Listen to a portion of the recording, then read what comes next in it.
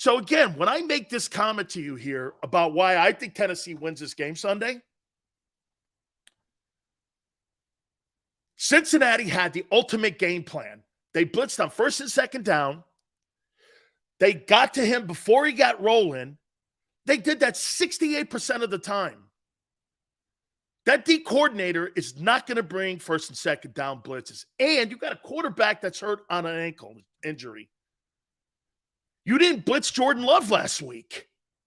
Jordan Love had thrown 9 passes. And in a crucial situation where you were still, the game was in reach for Green Bay. You only won by 7. Let's bring John McMullen in. I think this is going to be maybe the most hard-fought, biggest-fought game this year, John. I think that because you know why?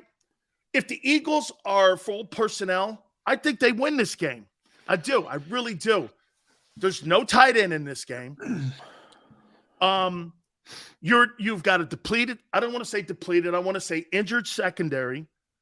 You have struggled stopping the run. I thought those guys were decent last week. I didn't think they were exceptional. I mean, I thought the Packer backs did whatever they needed, even though it wasn't a big number. How do you see this game? I think this game's close, John. I think it's like 23-20 in there. I think it's going to be a hard-fought game. Yeah, I mean, I think it's going to be a hard-fought game. That's the way Tennessee plays. They're, I think, 8 straight. They haven't given up 20 or more, which is the longest streak in the NFL. So just the way Tennessee plays, and obviously they're going to want to run the football with Derrick Henry. They just play those types of games. That's what Mike Vrabel's about. It's what he was about as a player. It's what he's about as a coach, sort of an old school mentality, for lack of a better phrase. That's how he plays, and that's how he feels he has to play, at least without the explosive passing game. So I think it shapes up as that type of game. Most Tennessee games shape up that way. I do think there's an amazing disconnect in Philadelphia around the Eagles. I mean, people talk about this defense each and every week, and they talk about blitzing and my buddy Seth Joyner. I mean, I can say it 1,000 times, and I'm going to say it 1,001 here.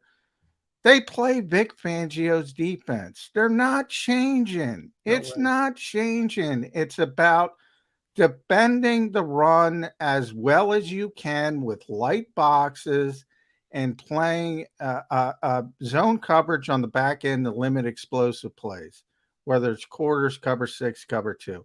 It's not changing, and they're not going to change after they practice the spring and the summer and they go 10-1. They're not going to change just because Derrick Henry shows up. That's not how you do things. And anybody who thinks the Eagles should do that, to be honest, is nuts. They're a 10-1 football team. They will put out what they put out. They think they've already done the cost-benefit analysis. They've already decided the best way to win. And the best way to win, like, by the way, about 12 other teams in this league think it's the Fangio level type of defense. Yeah, occasionally you're going to come up against a team that plays the way the Titans play. And it might not, to use a boxing term, which I use all the time, styles make fights. This may be not the best style, but guess what? If you're going to go where you want to go, the style you're going to have to beat is Kansas City. It's Buffalo. It's explosion. It's explosive plays, not Tennessee. So I think people get too caught up in the micro and not the macro. The Eagles are the best Tennessee team in got football. Bounced in the playoffs last year, too, in the opening round because they couldn't make that play. Let me ask you about Jordan Davis. Great news, John, that I heard he lost 20 pounds. Kid gets it. Kid understands it. And he understands his importance in that front seven there. And I think that's a really great sign. That's stuff you don't want to coach. You're hoping that becomes part of the kid's DNA, and I think that's a good thing. That being said, does he play Sunday? I think he's going to. The Eagles will probably take it up till Saturday at 4, but he's healthy. He was at practice. There's no reason he shouldn't play. The one question I had was the conditioning aspect, and it turns out the training staff and the strength staff use this rehab period to do two things: not only rehab the ankle, but also work on his conditioning. And he lost 20 pounds. Typically, I was worried about the Joel Embiid effect. I was worried about, is he going to be in shape? Turns out he's in better shape than before he got hurt. So it's a big lift to get him back, because now you have two guys right in the middle. And when people talk about the Eagles stopping the run, that's those 5-man fronts, those odd man fronts. And now they got two players who can play it, and they can rotate Linval Joseph and Jordan Davis. So that'll make them better. I expect to see more 5-man fronts against Derrick Henry. But for these people saying load the box, load the box, load the box, it's not how the Eagles play. And they're certainly not going to play that way without C.J. Gardner-Johnson, without Avonte Maddox. If anything, they want to protect the Reed Blankenships of the world, the Josiah Scotts of the world with more zone coverage, not less. John, I want to throw a stat at you here, and I threw this at the midday guys on Sports Take, and I want to get your take on this. DeVonta Smith has played 28 ball games. He's got 3 100-yard ball games in those 28 games. Do you think they're overutilizing DeVonta Smith in this offense? I mean, he's on pace for a couple more catches than he was a year ago, and maybe even less yards than what he had a year ago. So we're talking about 5-yard wheel routes and such like that. I mean, 3 100-yard games in a passing league and an offense that's supposedly getting better. How do you take 3 100-yard passing games in almost 30 games? I don't think it's a concern, because they added A.J. Brown. I mean, last year, DeVonta Smith as a rookie was the de facto wide receiver 1.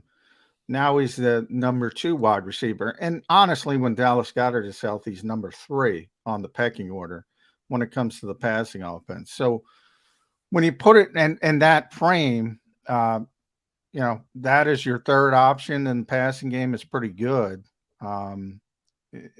The problem, obviously, they haven't been the same offensively since Dallas went down. Agreed.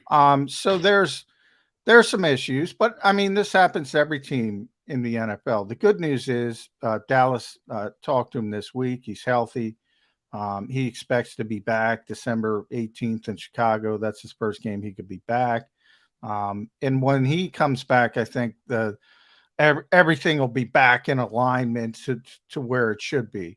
But this is an interesting game, because Tennessee, in theory, is very good stopping the run, but they're not very good stopping the pass. So it's kind of a chicken and an egg effect in the fact that they're so good stopping the run that teams throw on them. So you have more yardage, and they're down at the bottom of the league in passing defense. In theory, when you're talking about the Eagles, they probably want to pass the ball. They certainly want to get it to A.J. Brown. And DeVonta will be number 2 this week because of no Dallas Goedert. So he'll have some opportunities. But the one thing about the Eagles, they can run on anybody. We saw it when New Orleans was number 1. We saw it when other teams have come in here as top. When you talk about Tennessee stopping the run, that's a traditional running game. The Eagles' running game is not traditional. It's not. +1 of Jalen Hurts creates havoc. So I think they'll be able to run the football as well. So it's a feel thing for Shane Steichen and Nick Sirianni. They didn't go into the Green Bay game saying we're going to run for 363. I talked to a couple offensive coaches after that game. They were like, all right, they're not going to stop this. We're just going to keep doing it and keep doing it and keep doing it and keep doing it. And it turns into 363 yards. So a lot of what they do offensively is based on what the opposition is doing and their adjustment. And that's what makes them so good, because they can throw the football, they can run the football. One week it might be A.J. Brown. One week it might be DeVonta Smith. One week it might be Miles Sanders. It might be Jalen Hurts, on and on and on and on. John, let me ask you this style then. It's a style question for me. In the history of 103 years of the league has not had a quarterback like Jalen win a Super Bowl. That style, Lamar Jackson, what have you, those guys, Michael Vick, they have not won. Even now, I would say this to you, that Colin Kaepernick was probably a lot like Lamar. I mean, he had that great game against the Packers, 263 in the air, 187 on the ground in that playoff game. So there's been guys that have gotten that team. You think this style of offense here can win a Super Bowl? Yeah, one of the reasons I don't like that stat is because for the vast majority of the years we've been playing the Super Bowl, there were no quarterbacks like Jalen Hurts or Lamar Jackson. They weren't. It wasn't. You got to go back to Bobby Douglas, with the Bears, and that was more of a complete run first, not a dual threat. So, the game is evolving. The game is changing to the point where everybody's going to be looking for these dual threat quarterbacks. And when everybody has those dual threat quarterbacks, guess what? A dual threat quarterback's going to win this stinking Super Bowl every year. Now, Steve Young was a dual threat, but more of a passing. So, people move the goalposts when they describe it. There's a lot of ways to win a football game. It's not just the quarterback. It's not just, I have this discussion with Nick Sirianni. Nick's all the time. Nick's a big Phillip Rivers fan. Yep. I think Phillip's a borderline Hall of Fame quarterback. I think he's a Hall of Famer too. I think week to week he was a much better quarterback than Eli Manning. Oh, absolutely. One's going in the Hall of Fame, one isn't. Right. Because he won the Super Bowl. Well, guess what? A lot of that had to do with the Giants' defensive lines and their dominance in those particular games on those game days. Great catches by receivers in both games. A lot of things go into winning Super Bowls. I never like to say so-and-so can't win a Super Bowl or this can't win a Super Bowl because I've seen Trent Dilfer win a Super Bowl. I've seen, Brad Johnson. Exactly. And Brad was, I don't even like to throw because Brad was a good quarterback, but, there's a lot of ways to win it, but I will say this, Jalen Hurts is playing at an MVP level. If the Eagles don't win the Super Bowl, it's probably not going to be because of Jalen Hurts. It's probably going to be because of special teams or breakdowns in defense or breakdowns in injury. He's having a great year. He's having a great season. John, two last questions. You bring up one of my points that I wanted to get to. Is there any talk over there because their special teams have been so bad, and especially in this last game against the Packers, you gave up 3 plus 50-yard returns in the kickoff game. Would it start to become a point where you start making sense to maybe start putting frontline guys, or are they just kind of thin at some of the positions that they would have to use some frontline guys, some first and second team guys in those special teams? Because, John, you can't give short fields as we get closer to the playoffs. That's remedy for getting beat when you give up these short fields like that in good teams against good coordinators. Yeah, and the problem with the Eagles special teams, it's been different every week. It's not the kickoff coverage every week. Against Green Bay was the kickoff coverage. It started in week 2 with a blocked field goal. They've given up fake punts on 2 different occasions. They don't have a good return game. So it seems to move around. Bottom line, they don't have good special teams. They are going to make some changes this week, I'm told. I believe that's going to be more starters on the kickoff coverage unit. But I don't know how much you can do. I mean, one of the things when Chip Kelly was here, they just placed a bigger emphasis on special teams and Dave Phipp and, guys like Chris Maragos, who are not sexy players, Brian Brayman. They couldn't play defense, but they were great special teams players. The Eagles have kind of gone in a different direction. They got to get better, but they're 10-1, and that's what they keep saying. I mean, we're nitpicking a 10-1 team. But you saw it last year with Green Bay. I mean, Green Bay wins 13 games. They're beating San Francisco pretty handily, but they have a bad game offensively. They should have won the game. All of a sudden, they had a bad special teams unit last year. They get the block punt. They lose in the playoffs. That's the nightmare scenario. But to get to that position, Dan, you got to play poorly in the other areas. This is a good football team, It the is. Eagles. And for them to lose a game on special teams, they're going to have to play poorly offensively. They're going to have to play poorly defensively. And then maybe it comes up to bite you. And the Eagles want to get better. I mean, there's no question. But I don't know how you can't go out on the street in week 13 and get Matthew Slater or in his prime or Chris Maragos in his prime. I don't know. No, you're not going to go to the bus stop and keep finding people there to come onto your team. John, I heard this on your show. People have been telling me that Jody thinks that Jalen's the slam dunk MVP. And his importance to his team is probably as vital as it is to Patrick Mahomes. But the reality is, John, you know this. That's a statistical award. Yeah. He's probably going to come in under 4,000 passing yards. He's going to come in at around 26 touchdowns when it comes to passing. His rushing numbers will be fine, but they're not going to be even like even last night when it came to Josh Allen. Allen's on pace for 5,000 yards and 40 touchdowns. That's what the voters look at. They look at that. I mean, you go back to the 17 year, John. I went back and looked at Jackson's numbers compared to Jalen. I think the only thing that was different that year was that Lamar led the NFL in passing touchdowns that season. And that was the difference. He only threw for 3,100 yards. It wasn't a ton. He ran for 1,200. Just, again, how do you see this race if you're looking at who is the most valuable player to his team? Isn't that what the definition of being an MVP? Patrick is going to win it. He's going to win the award. And you're right, it is a statistical award, and that's why, I personally, if you're asking me personally, I don't care because I know how they vote on these things, and they're going to vote for Patrick Mahomes unless the Chiefs, fall apart down the stretch, which isn't going to happen. And the Eagles win 15 games. I do think Jalen's going to finish second. And that's, that's no insult. That's no slight. That tells you he's had a great season. As for who should win the MVP, it depends on your definition, right? Yeah.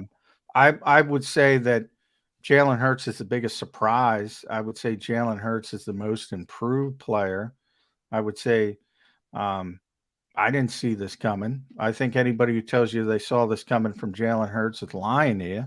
I thought even the Eagles, John, they didn't draft him in the first round. They didn't see it coming. They wanted to convince Deshaun Watson to come here and Russell Wilson. Sometimes it's better to be lucky than good. And the coaching staff deserves a lot of credit. Jalen deserves a lot of credit himself for his work ethic and his desire to get better. It's been a great story, and the Eagles have bigger goals than individual awards. So while it would be nice, I don't think Jalen cares about it that much. I know the Eagles don't care about it that much. Right now, this team's a championship or bust. I mean, they know the championship window is open. That's why Linval Joseph is here. That's why Ndamukong Suh is here. Guys are going ring shopping to be a part of this team. This is a really, really good football team. And Jalen Hurts is the biggest part of it. So, but John, you brought something up before I let you go here. There's 14 free agents at the end of the year. How big is that window?